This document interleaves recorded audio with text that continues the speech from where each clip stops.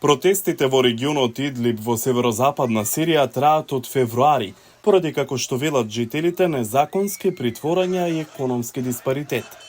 Тие продолжуваат и покрај репресијата од страна на бунтовничкото раководство на северозападна Сирија, Хајат Тахир ал-Шам, кој распореди безбедносни сили пред очкуваните демонстрации, постави контролни пунктови и апсеше.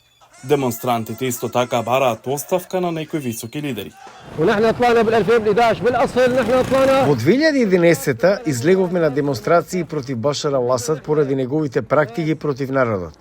И по сето ова страдање, овие луѓе дојдоа да не мачат во затворите, да ги осиромашуваат луѓето, да ги оставаат да страдаат во логори без услови. Северозападна Сирија за време на Хајат Тахир ал-Шам е единствениот голем регион кој се уште е во војна со владата на председателот Башар ал-Асад, а некои демонстранти велат дека неуспехот на групата да ја врати територијата преземена од владата е меѓу нивните поплаки.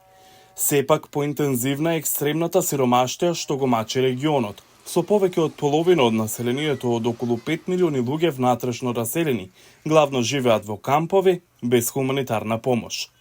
На пазарите цените вртоглаво порасна. Продавачите велат дека луѓе блиски до владата водат корумпирани монополи кои ги зголемуваат цените. Погледнете ги прехранбените производи, на пример, домати, месо, краставици. Кога ќе има побарувачка, ја намалуваат понудата и цената се зголемува.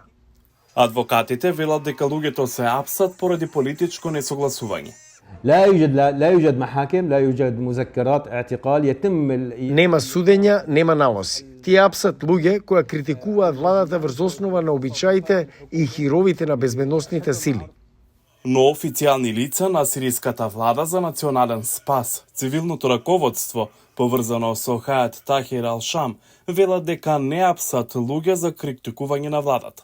هذه الطلبات بدأت Овие барања почнаа да ги расветлуваат недостатоците поврзани со економијата, животните ситуации, безбедносната ситуација и многу други прашања, како што се некои закони.